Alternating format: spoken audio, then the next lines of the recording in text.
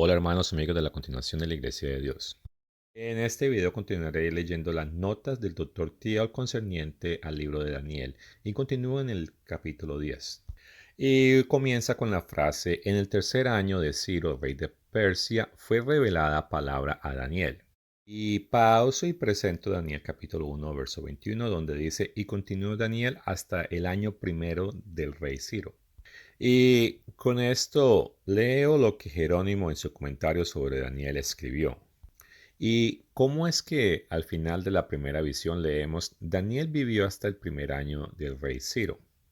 Pues bien, entendemos que disfrutó de su antigua alta posición entre los caldeos y que se vestía de púrpura y lino hasta el primer año del rey Ciro, cuando éste derrocó a los caldeos y posteriormente Daniel comenzó a servir a Darío, hijo de Ausero, de la línea Meda, quien reinó sobre el reino de los caldeos. O bien que Darío ya había muerto en su primer año. Cuando Daniel conoció el misterio de las 70 semanas y ahora relata que contempló estas cosas en el tercer año del rey Ciro. Y bueno, honestamente a mí este comentario me confunde e inclusive lo chequeé en inglés y eso es lo que dice. Y no tengo acceso al documento original de Jerónimo. Con eso dicho, de acuerdo a varios recursos, Daniel 1:21 afirma que Daniel continuó hasta el primer año del rey Ciro, interpretando el servicio activo de Daniel en la corte de Babilonia. Y es que Ciro, bueno, él se apoderó de eso y él regresó a los exiliados. Eso no quiere decir que Daniel murió en el primer año del rey Ciro, pero el evento de Daniel 10:1 es un evento posterior, 3 años después. Y fue entonces después de que Ciro conquistara a Babilonia e emitiera el decreto que permitiera el regreso de los judíos exiliados a Judá. Y eso marcó el fin del cautiverio babilónico. Entonces Daniel se marchó, él no estaba en ese servicio directo al rey Ciro. Pero el ministerio personal de Daniel y las revelaciones divinas continuaron después de que él se marchó. O sea, después de que terminó su papel oficial en la corte de Babilonia. Continuó leyendo el verso 1. Y la palabra era verdadera y el conflicto grande. Pero él comprendió la palabra y tuvo la inteligencia en la visión. En aquellos días yo, Daniel, estuve afligido por espacio de 3 semanas. No comí manjar delicado, ni entró en mi boca carne, ni vino, ni me ungí con ungüento, hasta que se cumplieron las 3 semanas. Y vemos que Daniel estaba bien preocupado por entender esta visión, la cual era para un tiempo señalado que no era en su tiempo. Y vemos que hizo duelo y ayuno durante 3 semanas y pareció que solo bebía era agua. Y dentro de eso sucede esto, leo el verso 4.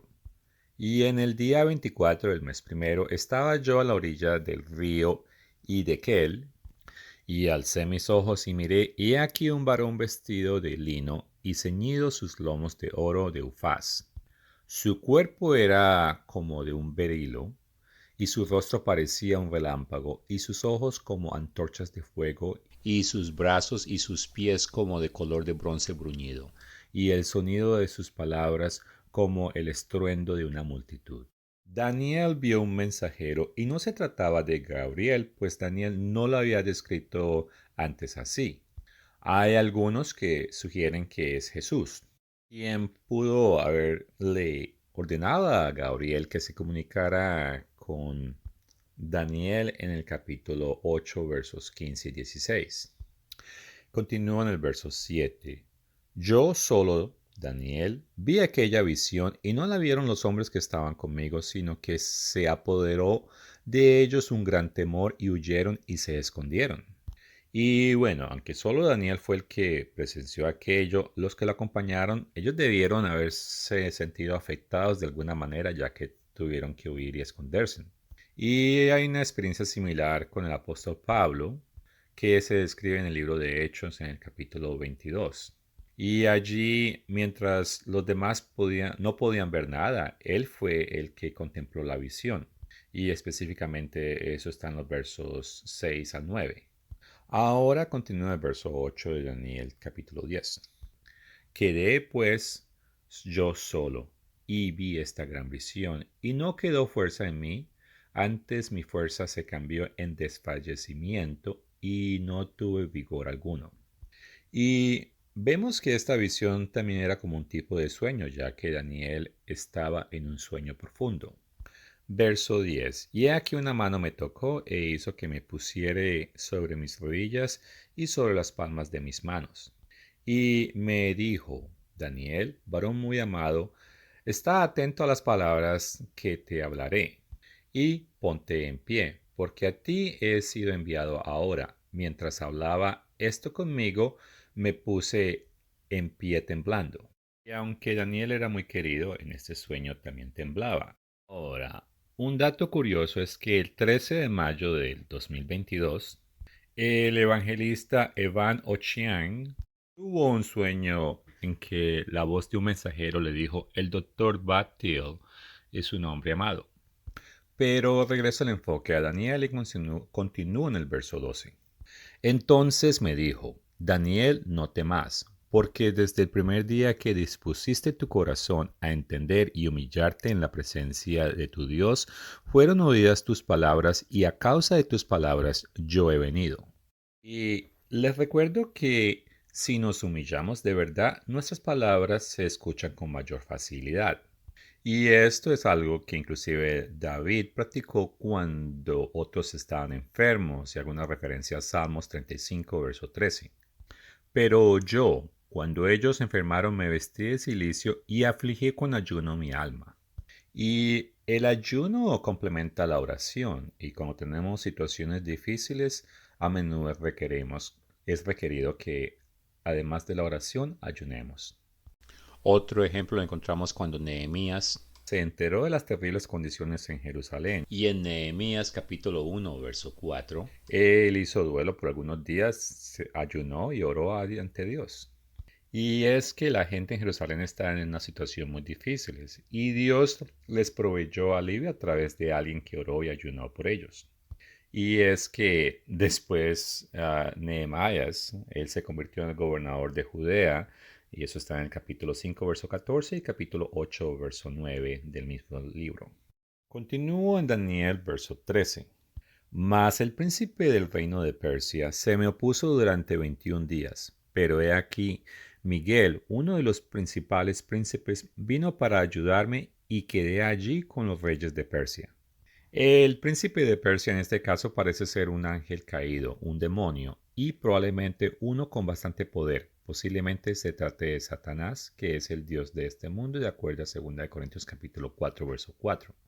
Y en aquellos días tenía el imperio de Persia como el imperio líder. Y una de las razones por las cuales menciona a Satanás es porque se muestra resistiendo o oponiéndose a uno de los líderes humanos de Dios. Y cito Zacarías capítulo 3, verso 1.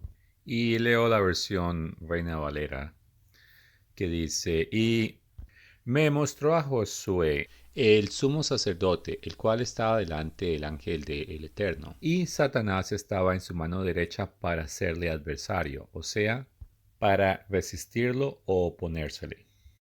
Y parece que los eventos del verso 13 ocurrieron durante el ayuno con solo agua de 3 semanas que Daniel hacía.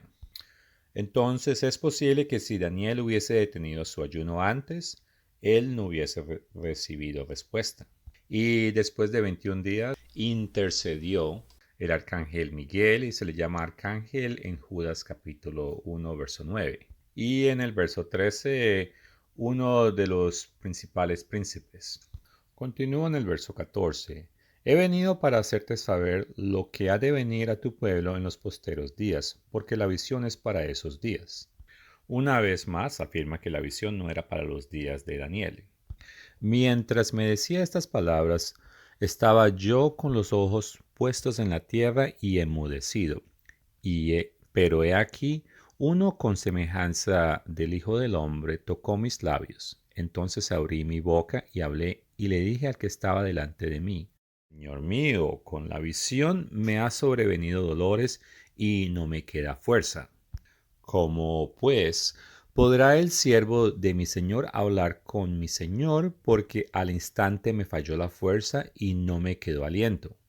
Y aquel que tenía semejanza de hombre me tocó otra vez y me fortaleció. Y el hecho de quien le habla a Daniel en estos versículos tenga dos veces semejanza de hombre sugiere que podría ser Jesús. Y el Nuevo Testamento señala que el testimonio de Jesús es el espíritu de profecía listado en Apocalipsis 19, verso 10. Y esto concuerda con la importancia de la profecía que Jesús le dio a Daniel. Verso 19. Y me dijo, muy amado, no temáis, la paz sea contigo, esfuérzate y aliéntate. Y mientras él me hablaba, recobré las fuerzas y dije, hablé mi Señor porque me has fortalecido. Él me dijo, ¿sabes por qué he venido? Pues ahora tengo que volver para pelear contra el príncipe de Persia, y al terminar con él, el príncipe de Grecia vendrá. Pero yo te declararé lo que está escrito en el libro de la verdad, y ninguno me ayuda contra ellos sino Miguel vuestro príncipe. Y uno podría concluir que Jesús no necesita la ayuda del arcángel Miguel ni de nadie más. Pero la realidad es que la Biblia muestra que el regreso de Jesús, Él la necesitará. Y cito Judas capítulo 1, versos 14 y 15. Apocalipsis 19, versos 13 y 14 y verso 19. Continúo en el verso 1 del capítulo 11 y es que este debía haber sido parte del capítulo 10. Y es probable que todo eso se debe a un malentendido de parte de la persona que ayudó o grupo que ayudó a finalizar las divisiones de los capítulos y versículos. Y es que los textos originales no tienen estas divisiones y no fueron añadidos por personas después. Y yo mismo, en el año primero de Darío el Medo, estuve para animarlo y fortalecerlo. Antes de continuar en el verso 2, quiero afirmar que hay muchas profecías que se han cumplido del libro de Daniel. Y por eso los eruditos antibíblicos no creen que fueron escritas por Daniel. Y es que eso significaría que los escritos de Daniel, si fueran escritos por el mismo Daniel, entonces predijeron muchas cosas que ocurrieron. Y vuelvo a decirlo, debido a que muchas de las profecías que son claramente cumplidas, muchos no creen, porque les parece imposible, que Daniel hubiese podido haber escrito de algo que no había ocurrido en su tiempo. Y esto radica es porque muchas personas no creen en Dios. El capítulo 11 de Daniel es una de las razones que los eruditos antibíblicos no aceptan que el libro fue escrito por Daniel. Ahora, en Mateo 24, verso 15 y Marcos 13, verso 14, Jesucristo mismo verificó que Daniel pronunció las palabras que llevan el mismo libro de su nombre.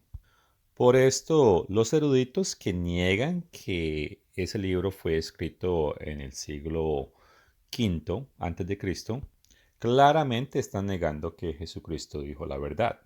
Dicho esto, muchas profecías de este capítulo, incluyendo asociadas con el rey del norte, se han cumplido. Y las que cumplieron el papel del rey del norte fueron grecorromanos, cuya base de poder la mayoría sí fue Europa. Con eso dicho, todas las profecías no se cumplieron en su totalidad en la época pasada. El difunto pastor general de la Iglesia de Dios Universal, Herbert W. Armstrong, enseñó por mucho tiempo que gran parte de la profecía bíblica es dual. Y aquí hay una de sus declaraciones. Al menos una parte de Daniel 11 también debe ser dual, y no es de extrañar, pues el capítulo concluye en el tiempo del fin, versículo 40, que conduce a la resurrección de los santos en el capítulo 12, verso 2. Continúo en Daniel 11, esta vez los versos 2 y 3. Y ahora yo te mostraré la verdad. He aquí, aún habrán tres reyes en Persia, y el cuarto se hará de grandes riquezas más que todos ellos. Y al hacerse fuerte con sus riquezas, levantará a todos contra el reino de Grecia. Se levantará luego un rey valiente, el cual dominará con gran poder y hará su voluntad. Leo este comentario. En realidad hubo 12 reyes más en el imperio persa. Solo los 4 primeros, después de Ciro, fueron importantes para el propósito de esta profecía. Fueron Cambises, Pseudo-Ersmerdis, Darío y Jerjes. Fue este último, Jerjes, quien fue el más rico de todos y promovió la guerra contra Grecia. Entonces el rey Filipo de Macedonia planeó una gran guerra para conquistar el imperio perso, con un ejército compuesto principalmente por griegos, pero murió antes de cumplir los planes. Pero su hijo, Alejandro Magno, retornó sus planes e invadió Persia. Se enfrentó al ejército persa en la batalla de Isos en 333 a.C., y eso lo hablamos en Daniel 8, verso 2 y versos 5 y 6. Luego invadió Egipto y finalmente logró una aplastante derrota del imperio persa en la batalla de Alberta 331 a.C., tras la cual Alejandro marchó a la conquista hasta la India, arrasando todo a su paso. Continúa en el verso 4. Pero cuando se haya levantado, su reino será quebrantado y repartido hacia los 4 vientos del cielo, no a sus descendientes ni según el dominio con que él dominó, porque su reino será arrancado y será para otros fuera de ellos. Continúa con el comentario de Herbert W. Armstrong concerniente a este verso. Qué maravillosamente, qué acertadamente sucedió esto. Citamos una de las prestigiosas historias en inglés publicadas en el siglo pasado, Manual de Historia Antigua, de Rowliston, y Alejandro, interrumpido inesperadamente en el vigor de su juventud a los 33 años en junio de 323 a.C., no dejó heredero, ni de su poder ni de sus proyectos, página 237. El imperio quedó sin líder y sumido en la confusión, pero de esto surgieron para el año 301 4 divisiones, tal como se profetizó, como resultado de la división del imperio en 4 divisiones por parte de los generales de Alejandro. Estos fueron: Ptolomeo, gobernante de Egipto, parte de Siria y de Judea; Seuloco, gobernante de Siria, Babilonia y territorios hasta el este de la India; tercero, Lisimaco, gobernante de Asia Menor; y cuarto, Casandro. Y así se cumplió al pie la letra de la profecía. A partir del verso 4, la profecía solo se enfoca en 2 de las 4 divisiones. La de Egipto, llamada Rey del Sur por estar al sur de Jerusalén, y el reino de Sirio, el rey del norte justo al norte de Judea. Y esto es porque la Tierra Santa estaba justo entre medio de estos 2 poderes. Y sus guerras se centraban principalmente en la posesión de Judea. Así que la profecía se enfoca en estos 2 poderes. Continúa en el verso 5. Y se hará fuerte el rey del sur, mas uno de sus príncipes se hará más fuerte que él, y se hará poderoso, su dominio será grande. Y ahora leo el comentario. La historia nos dice que Ptolomeo I original, llamado Soter, se volvió fuerte y poderoso, desarrolló Egipto más allá de los sueños más grandes de Alejandro. Uno de sus príncipes o generales, Seuloco Nicator, también se volvió fuerte y poderoso, y en el año 312 a.C., aprovechando que Ptolomeo estaba envuelto en una guerra, se estableció en Siria y asumió la diadema del rey. Verso 6. Al cabo de los años harán alianza, y la hija del rey del sur vendrá al rey del norte para hacer paz, pero ella no podrá retener la fuerza de su brazo, ni permanecerá en él, ni su brazo, porque será entregada ella a los que habían traído, asimismo su hijo, y los que estaban de parte de ella en aquel tiempo. Continúo en el comentario. Al pie de la letra, al cabo de 50 años, esto ocurrió exactamente como se describe. En ese entonces, el gobernante de Siria, rey del norte, en ese momento era Antíoco II, el cual se llamaba Teos y su esposa se llamaba Laodice. Y como dice la historia antigua de Rawlinson en la página 251, Su influencia lo llevó a una guerra con Ptolomeo Filadelfo, quien en ese entonces era el rey del sur, en el año 260 a.C. Y la guerra concluyó en el año 252 con el matrimonio entre Antioquio y Berenice, hija de Ptolomeo. La profecía dice que el que la engendró será entregado. También que ella no conservará el poder del brazo, ni que tampoco el rey del norte, con quien ella se casó, mantendrá el poder. Los tres llegarán a su fin. Y esto se cumplió con exactitud. Dice la historia de Rawlinson en las páginas 251 y 252, a la muerte de Filadelfo en el año 247, Antioquio repudió a Berenice y recuperó a su ex esposa, Laodice, quien, sin embargo, dudando de su constancia, lo asesinó para asegurar el trono para su hijo Seuloco II en el año 246. También Berenice había sido condenada a muerte por Laodice. Ahora al verso 7. Pero un renuevo de sus raíces se levantará sobre su trono y vendrá con un ejército contra el rey del norte y entrará en la fortaleza y hará de ellos su arbitrio y predominará. En el verso 6 se hablaba de tres personajes: el rey del sur, que era Ptolomeo, y su hija Berenice, y Antioquio, el rey del norte. Y estos tres murieron, pero el enfoque o el punto de referencia era hablando de la hija, Berenice.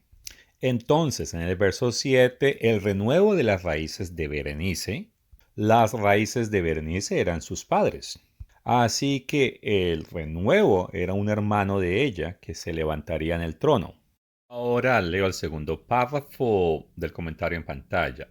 Ptolomeo Evergrete II, hijo mayor de Ptolomeo Filadelfo, padre de Berenice, página 275, y por lo tanto hermano de Berenice, una rama de sus raíces, invadió a Siria en el año 245 a.C. para vengar el asesinato de su hermana Berenice.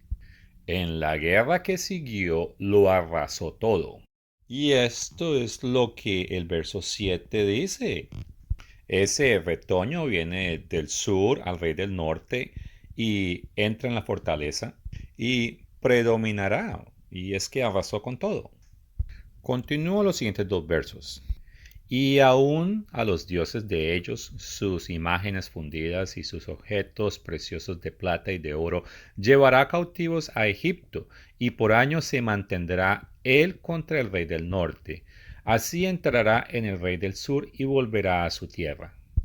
Regreso al comentario. El octavo versículo de Daniel 11 dice que el rey del sur llevaría cautivos y vasijas de plata y de oro a Egipto y continuaría reinando más años que el rey del norte, quien en ese entonces era Seleuco II. Y en el versículo 9 dice que regresaría a Egipto. Como el versículo 7 decía que debería entrar en la fortaleza del rey del norte, Ptolomeo III se apoderó de la fortaleza de Siria, era Seleucia, el puerto de Antioquía, capital del reino. Luego llevó de vuelta a Egipto un inmenso botín y 2.500 imágenes fundidas y vasijas idólatras que en el año 526 a.C. Cambiase se había llevado de Egipto. El rey del sur continuó gobernando hasta el año 222 a.C., mientras que el reino del norte, Seuloco II, murió en el año 226. A su muerte, sus dos hijos tomaron el control del reino del norte.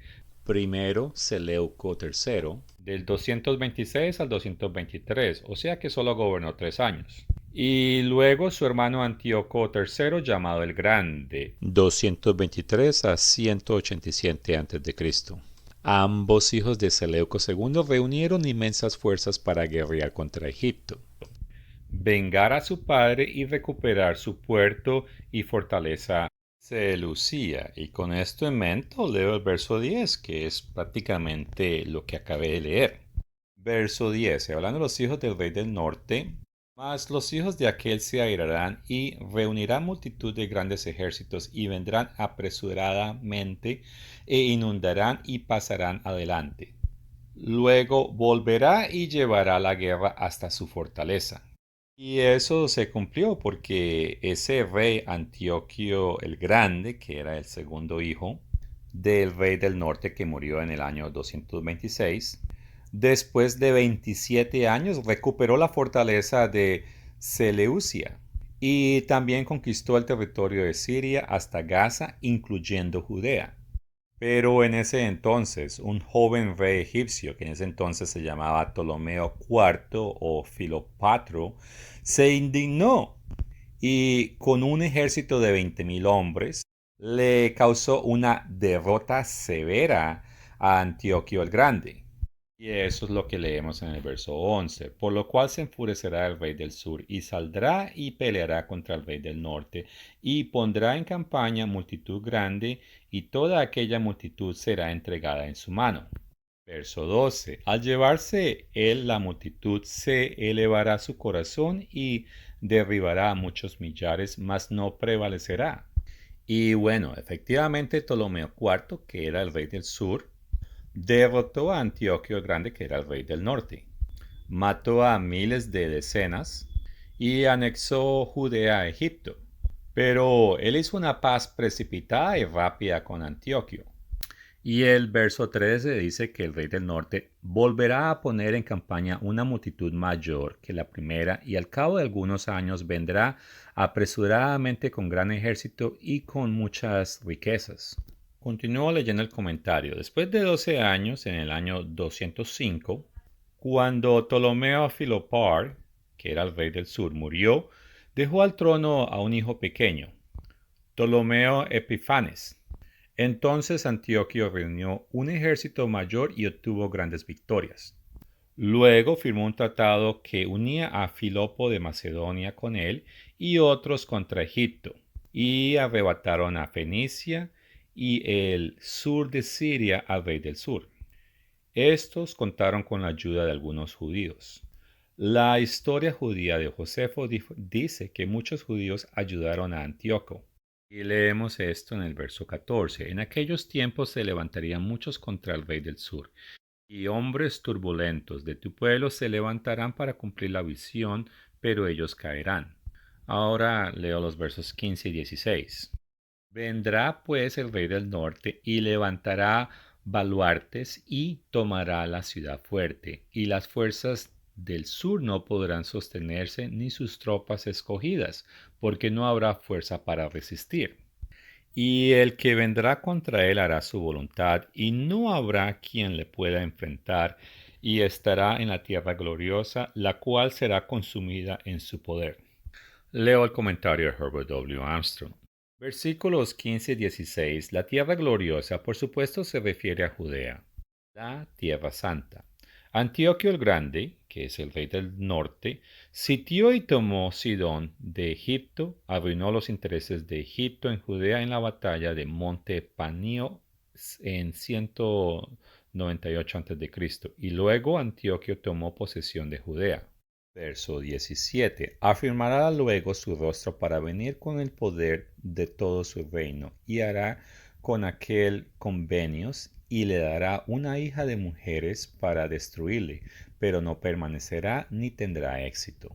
Leo el comentario. En el año 198 a.C., Antioquio concertó un matrimonio entre la hija Cleopatra, y no es la Cleopatra que todo el mundo conoce del año 31, pero bueno, ese matrimonio entre esa Cleopatra y el joven Ptolomeo, que era el rey del sur, todo es que Antioquio él esperaba sutilmente obtener la posesión completa de Egipto, pero ese plan fracasó. Dice Rawlinson en la página 254, se lee Siria y Palestina prometidas como dote, pero no entregadas. Cleopatra no se puso realmente del lado de Antioquio. Antioquio es el rey del norte, o sea, el padre de esa Cleopatra, pues era solo una treta para apoderarse de Egipto. Leo el verso 18 y continúa hablando del rey del norte. Volverá después su rostro a las costas y tomará muchas, mas un príncipe hará cesar su afrenta y aún hará volver sobre él su apropio. Leo el comentario. Así Antioquio dirigió su atención hacia otra dirección e intentó conquistar entre los años 197 y 196 las islas y costas de Asia Menor, pero el general romano Lucio Cornelio, Escipión asiático, le derrotó rotundamente en la batalla de Magnesia en el año 190. Y ahora leo el verso 19. Luego volverá su rostro a la fortaleza de su tierra, mas tropezará y caerá y no será hallado. Y el comentario. Antioquio dirigió entonces su atención a las fortalezas de su propio territorio, tanto en el este como en el oeste. Pero al intentar recuperar su riqueza despilfarrada, saqueando el templo oriental de Belo en Eleumaida, fue asesinado en el año 187. Ahora leo el verso 20. Y se levantará en su lugar uno que hará pasar un cobrador de tributos por la gloria del reino, pero en pocos días será quebrantado, aunque no en ira ni en batalla. Su hijo Seuloco IV, Filopator, y que reinó de 187 a 176, con el fin de recaudar fondos, envió a un recaudador de impuestos, Heleidoro, a través de Judea. Sin embargo, solo reinó 11 años cuando Heleidoro lo envenenó. Verso 21. Le sucederá en su lugar un hombre despreciable, al cual no dará la honra del reino, pero vendrá sin aviso y tomará el reino con halagos. Y el comentario. El rey envenenado no dejó heredero, pero su hermano, un hijo menor de Antíoco el Grande, llamado Epífanes, que es el Antíoco IV, un réprobo despreciable, llegó por sorpresa y mediante la adulación se apoderó del reino. En su ayuda acudió su ayudante Eumenes, y Rawlinson dice en la página 255, Antioquio Epífanes, asistido por Eumenes, expulsa a Heliodoro, que ese fue el que envenenó al rey, y obtiene el trono en el año 176 a.C. y asombra a sus súbditos con una afectuación de modales romanos. Y bueno, aquí es donde hay un punto de inflexión, ya que he leído versos y los he comparado con eventos históricos. Pero Herbert W. Armstrong enseñó claramente que a partir del verso 21, el capítulo tiene un complemento dual, o sea que algo que sucedió en el pasado, pero que también es futuro. Entonces, acabamos de leer lo que en historia sucedió el cumplimiento del verso 21, pero nosotros en este momento nos estamos acercando al nuevo cumplimiento del verso 21. Y con eso en mente, Herbert W. Armstrong escribió, lo próximo que ocurre en los versos 21 y 22 es la inminente gran tribulación. Pero quiero que entiendan qué significa la abominación desoladora de la que habló el profeta Daniel. En Daniel 21 o 11:21, refiriéndose en su cumplimiento original y típico de Antíoco Epífanes, se levantará un hombre vil, así una vez más, ante la segunda venida de Cristo, un líder vil vendrá o detendrá los sacrificios diarios que se ofrecen. Esta misma profecía pronunciada por Jesús también se reporta por Lucas 21, versos 20 al 24. Entonces, con este cambio de enfoque, regresemos al verso 20. Y se levantará en su lugar uno que hará pasar un cobrador de tributos por la gloria del reino, pero en pocos días será quebrantado, aunque no en ira ni en batalla. Y es que el tiempo se acorta, y si pronto se aumentan varios impuestos en Europa, y algunos ya se han propuesto, esto indica lo cerca que estamos del surgimiento del último rey del norte y también del anticristo. Ese personaje, el hombre despreciable, es el último rey del norte, que también es la última bestia del mar de Apocalipsis 13, versos 1 al 10. Ahora presenta el verso 21 en diferentes versiones bíblicas. La Biblia de las Américas, en su lugar se levantará un hombre despreciable a quien no se le ha otorgado los honores de la realeza. Vendrá cuando haya tranquilidad y se apoderará del reino con intrigas. Paso a la versión Reina Valera Gómez. En su lugar se levantará un hombre vil, al cual no darán la honra del reino, pero vendrá con paz y tomará el reino con halagos. Ahora Reina Valera 1909. Y sucederá en su lugar un vil, al cual no darán la honra del reino. Vendrá empero con paz y tomará el reino con halagos. También leo en español la traducción inglesa de la Biblia en lenguaje contemporáneo. Su lugar será ocupado por un rechazo, un hombre despreciado y pasado por alto para el ascenso.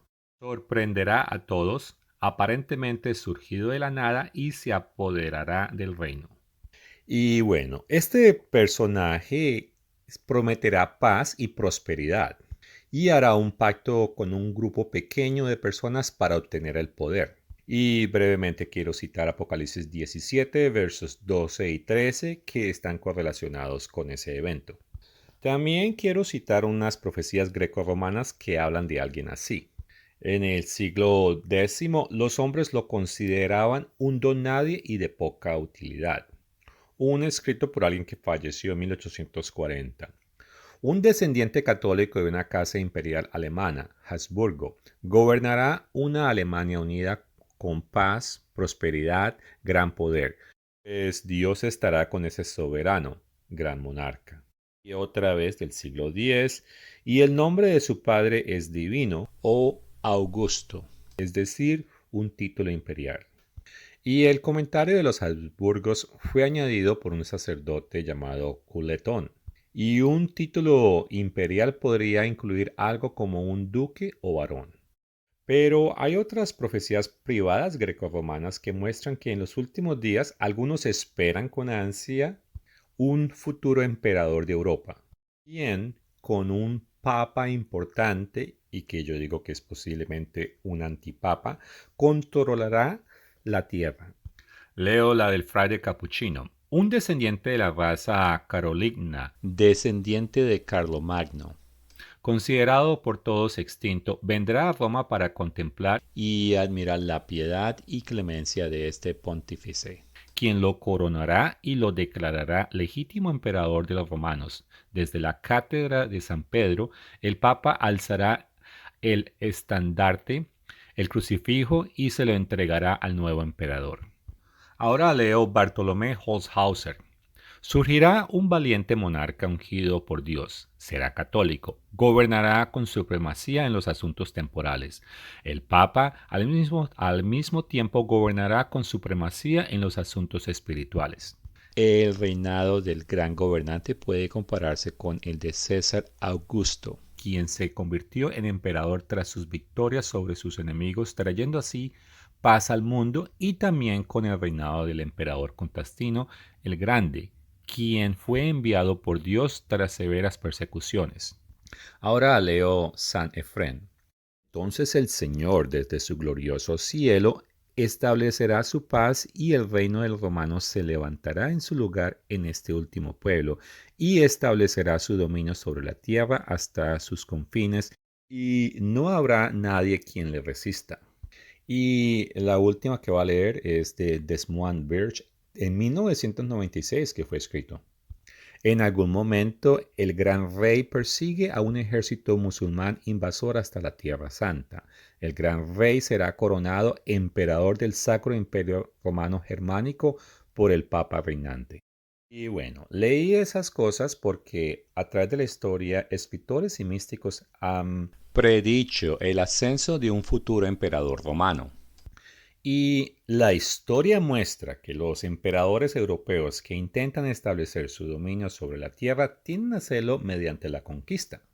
Entonces, debido a las advertencias bíblicas y teniendo en cuenta los escritos católicos grecorromanos, es sensato cuando llegue el momento no seguir a esa persona que se le va a conocer como el gran monarca. Ahora, no todos los escritores a través de la historia han visto a ese personaje como algo positivo. Y leo lo siguiente. La tradición del gran rey y el santo papa surgió por primera vez de la Sibila Tiburtina, una obra que puede remontarse al año 380 a 400 después de Cristo. El escritor católico Paul Tickpett advierte: buscar al gran monarca, entonces, que no aparece en las escrituras, podría llevar a pasar por alto al anticristo que sí aparece. Incluso podría llevar a una idea más inquietante a confundir al anticristo con el gran monarca. Después de todo, anticristos menores del pasado como Hitler y Stalin han seducido a sus seguidores con visiones de grandes y gloriosos reinos terrenales. Seguramente el anticristo de los últimos días hará lo mismo. Pero la realidad es que muchos van a ver al rey del norte como una especie de gran monarca y terminarán apoyando a esa bestia contra la cual advierte la Biblia. Ahora, concerniente a las profecías católicas grecorromanas, no son las únicas. Aquí hay una profecía ortodoxa griega. Esta es del siglo X. El único rey verdadero, a quien los hombres han expulsado de su propia morada, revelará cuando termine el tiempo del poder de los ismaelitas. Los hombres lo consideraban un don nadie y de poca utilidad. Y bueno, un don nadie o un considerado un don nadie se levantará. Y aquí hay similitudes con las advertencias que se presentan en las escrituras, ya que un político caído en desgracia. Y con eso dicho, el personaje o la persona llamada Karl Theodor zu Guttenberg, que fue el exministro de Defensa de Alemania, debido a unos escándalos. A él le correspondía, pero él fue ignorado para el cargo de canciller. Él podría desempeñar ese papel en un futuro y por lo tanto ser el hombre profetizado del que estamos hablando. Ahora, algo curioso es que ciertos descendientes de la familia Habsburgo en Australia pasan por una ceremonia de investidura que los declara miembros de la realeza con diversos títulos. Pero eso no sucede con los descendientes de los Habsburgos en Alemania. No reciben el honor de la realeza. Ahora, este personaje de los versos 20 y 21, él aparece en lo que es el tiempo señalado del fin. Y bueno, aparece como el rey del norte. Pero ese mismo personaje es descrito en el capítulo 8, pero allí él no tiene el título del rey del norte aún. Y presento Daniel 8, el verso 19. He aquí yo te enseñaré lo que ha de venir al fin de la ira, porque esto es para el tiempo del fin.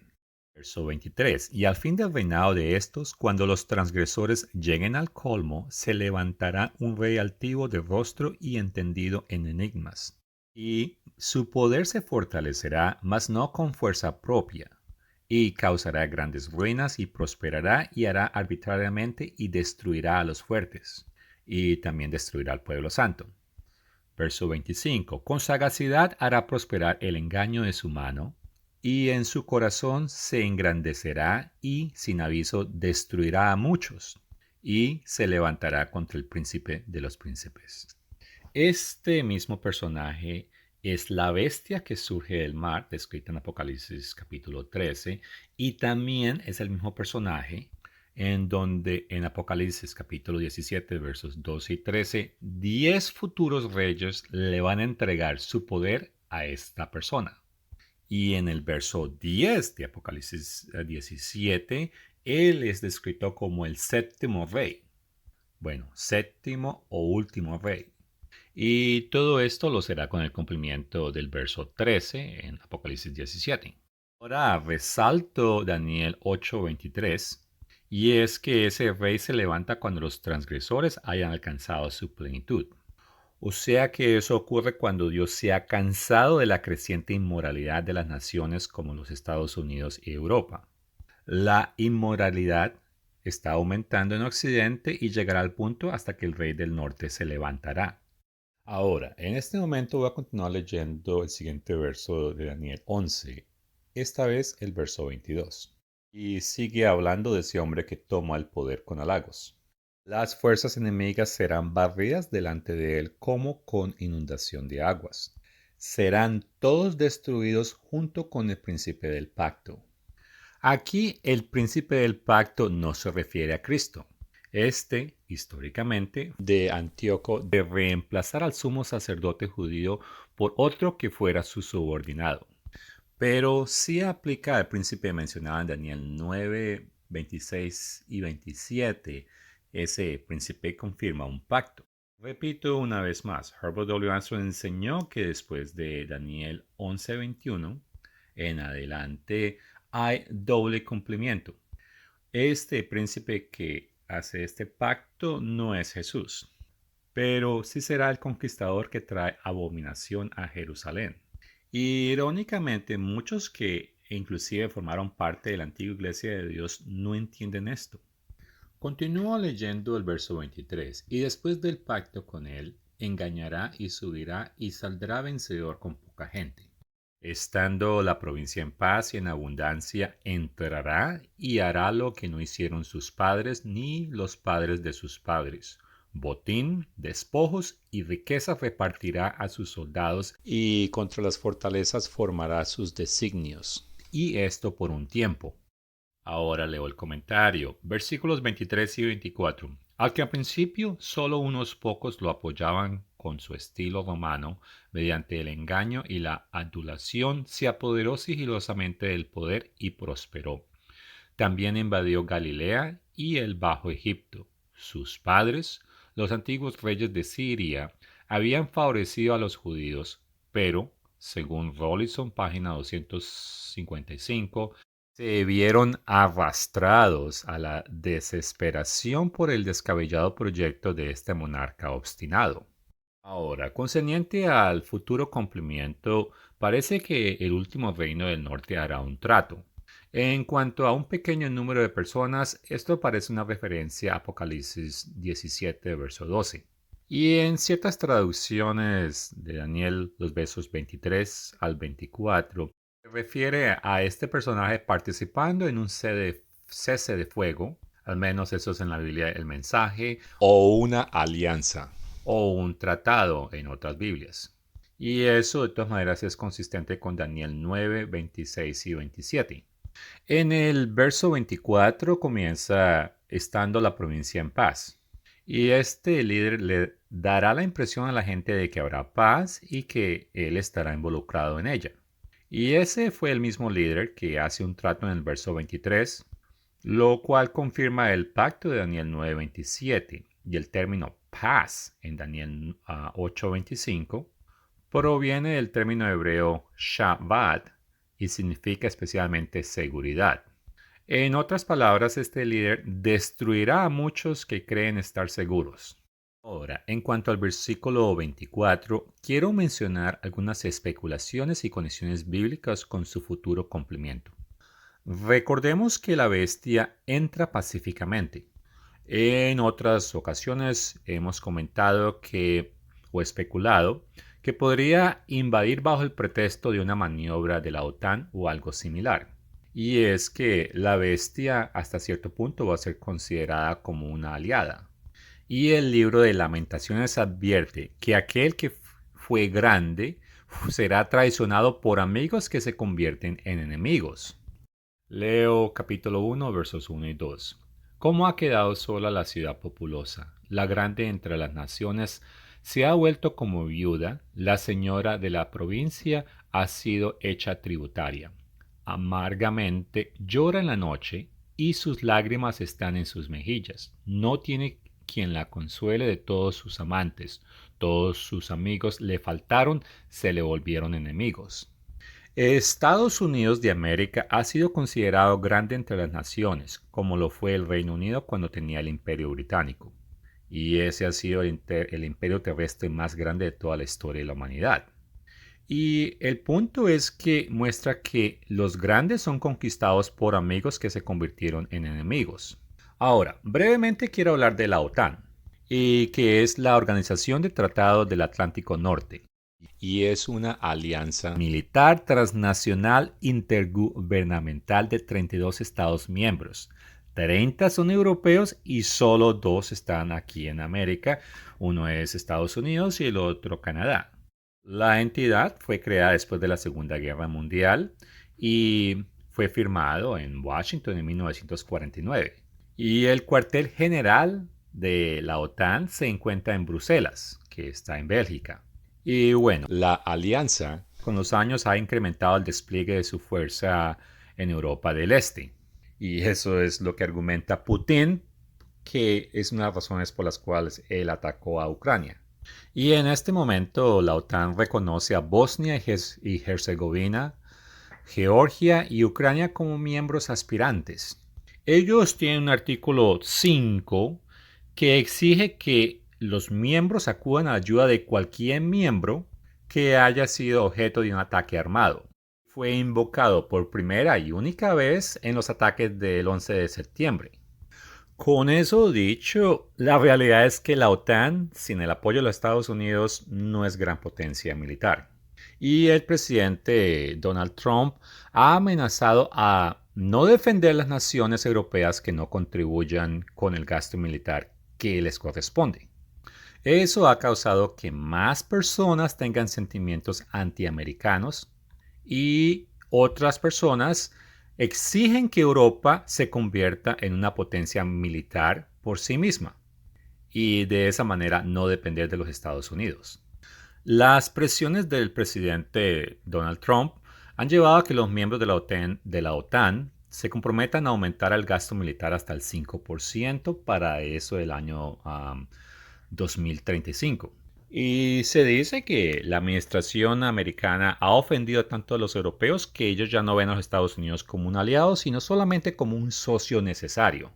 Y en el 2025, la presidenta de la Comisión Europea, que se llama Ursula von der Leyen, ella no se refirió a los Estados Unidos como un aliado. Y en una entrevista ella dijo que el Occidente ya no es tal como lo conocemos. Y bueno, la mayoría de países de la OTAN pues están en Europa y va a llegar un momento en que ellos se van a volver militarmente en contra de los Estados Unidos. Y eso es lo que Daniel 11:39 hace referencia. Pero si la OTAN continúa en aquel entonces bajo un pretexto de un ejercicio militar de la OTAN, es posible que de allí venga la traición y ese ataque sorpresa. El verso 24 habla de que entra en la provincia y que toma un botín y despojos y riquezas. Durante la Primera o la Segunda Guerra Mundial, Alemania en sí no tuvo mucha influencia en Estados Unidos o Canadá, Australia o Nueva Zelanda. Eso sí, aparte de ciertos bombardeos que le logró hacer al Reino Unido, pero fuera de eso no logró más. Pero eso va a cambiar. Noten la última parte del verso. Botín, despojos y riquezas repartirán a sus soldados y contra las fortalezas formará sus designios. Y esto por un tiempo. Esto también está conectado con Daniel 11:39. Y bueno, es que los versículos del 22 al 26 parecen ser paralelos a los de los versículos 39 al 43. Y es que en el verso 39, después de conquistar las fortalezas más fuertes, vence al rey del sur. Y eso es lo que voy a leer lo siguiente. Verso 25. Y despertará sus fuerzas y su ardor contra el rey del sur con gran ejército. Y el rey del sur empeñará en la guerra con grande y fuerte ejército, mas no prevalecerá porque le harán traición. Ahora leo el comentario. Dice, amenazado de guerra por los ministros de Ptolomeo Filometor, quien ese entonces era el rey del sur, quienes reclamaban Celesiria y Palestina como dote de Cleopatra, y que para ese entonces era la difunta madre, Antíoco, el rey del norte, marcha contra Egipto. Eso es en el año 171 a.C. Pero este personaje se topó con su sobrino Ptolomeo Filometor, rey del sur, quien también tenía un inmenso ejército. Pero el rey egipcio fue derrotado por la traición de sus propios oficiales y fue burlado por Antíoco. Leo el verso 26, hablando del rey del sur. Aunque los que coman de sus manjares le quebrantarán, y su ejército será destruido y caerán muchos muertos. El corazón de estos dos reyes será para hacer el mal, y en una misma mesa hablarán mentira, mas no servirá de nada porque el plazo aún no habrá llegado. Leo el comentario. En la página 278 de Rawlinson, tras su victoria en Pelusio, Antíoco que era el rey del norte, avanzó hacia Memphis y tras apoderarse de la persona joven del rey, está hablando del rey del sur, intentó utilizarlo como instrumento para lograr la completa conquista del país.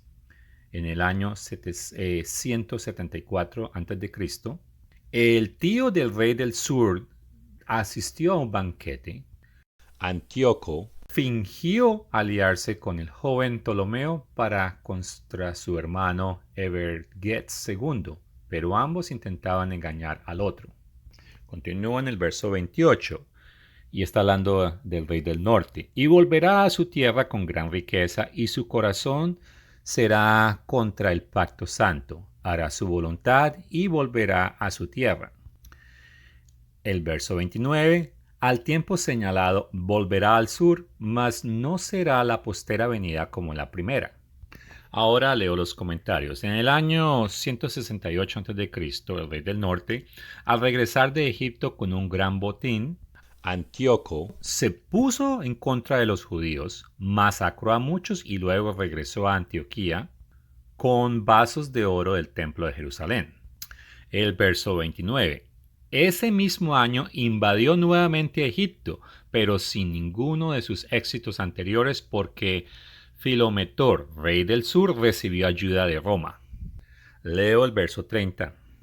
Porque, y hablando del rey del norte, vendrá contra él naves de Quintim, y él se contristará y volverá, y se enojará contra el pacto santo, y hará según su voluntad. Volverá, pues, y se entenderá con los que abandonen el pacto santo. Verso 30. La flota romana atacó a Antíoco, quien se vio obligado a rendirse a las condiciones de Popilio, comandante de la flota romana, y a retirarse de Egipto y devolver Chipre a Egipto. Regresar por Judea, dolido por la derrota, desahogó su exasperación contra los judíos y concedió favores especiales a aquellos que se apartaron de su religión. Verso 31. Y se levantará de su parte tropas que profanarán el santuario y la fortaleza, y quitarán el continuo sacrificio, y pondrán la abominación desoladora. Concerniente a esto, el comentario dice que en el año 167 a.C., al año siguiente llegó el clímax de ese horror. Y es que Antíoco, rey del norte, envió tropas a la Tierra Santa, y esas tropas profanaron el templo y abolieron el sacrificio diario. Eso sucedió el 15 de Kislev del calendario hebreo. Y ellos en lugar pusieron la abominación, una imagen que fue puesta sobre el altar del recinto del templo. Y así dejándolo desolado. Y eso lo puede leer en Rollington, la página 255. Ahora, muchos que afirman enseñar la Biblia intentan aplicar la profecía de este versículo a lo que hicieron los musulmanes en el siglo VII, que es cuando ellos construyeron la cúpula de la roca. Y es una estructura que hoy en día sigue en pie y que muchas personas inclusive reconocen la imagen o la fotografía de ella. El todo es que la cúpula de la roca está supuestamente encima del antiguo templo de Jerusalén. Pero como hemos leído históricamente en la secuencia histórica, el versículo se ha cumplido. Así que tiene más sentido que el cumplimiento fue antes de la era cristiana y no después de la era cristiana, como algunas personas proponen que fue hecho por los musulmanes. Entonces, no cabe duda de que la abominación desoladora es una referencia, al menos históricamente, a ese ídolo que fue erigido en ese lugar santo en el año 167 a.C. por Antíoco Epífanes. Continúo leyendo el verso 32. Con lisonjas seducirá a los violadores del pacto, mas el pueblo que conoce su Dios se esforzará y actuará. Y en la historia, de acuerdo al comentario, Antíoco intentó acabar con la religión de los judíos e inclusive eliminó los sacrificios diarios y prohibió la ministración en el templo. Y pervirtió con halagos a los judíos que estaban dispuestos a abandonar su religión. Bueno, en este video cubrí el capítulo 10 y voy a parar en el versículo 32 del capítulo 11. Y en resumen, estamos leyendo una profecía que es bien larga. Y la profecía, secuencia por secuencia, tuvo un cumplimiento histórico antes de la era cristiana.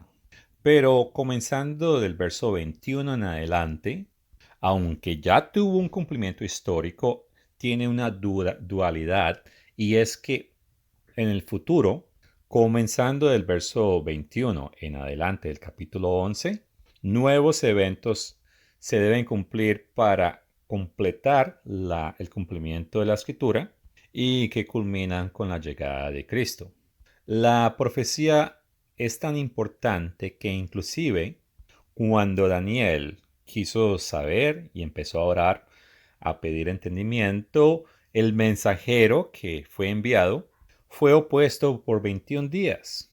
Y ese mensajero requirió de ayuda del arcángel Miguel y se hizo el comentario de que es posible que si Daniel no hubiese tomado la oración y el ayuno en serio en esos 21 días, es posible que el mensaje nunca se le hubiese entregado a él. Después del verso 21 se habla mucho de un personaje que también es el rey del norte, y en el pasado, bueno, era un poder hacia el norte de Jerusalén que era en Siria, pero en el presente el rey del norte es un poder europeo. Con eso dicho, la nación moderna de Siria no es el enfoque del cumplimiento de estas profecías, pero va a ser el imperio romano. Entonces, históricamente era una lucha entre Siria, el rey del norte, y Egipto, el rey del sur, y Judea estaba justo en el medio. Pero esa secuencia de eventos históricos de antes de la era cristiana nos dan la secuencia de eventos de cosas que van a pasar, eso sí, a una escala mayor, donde no va a ser un evento local, sino un evento mundial. Pero hasta aquí este corto video y gracias por su tiempo.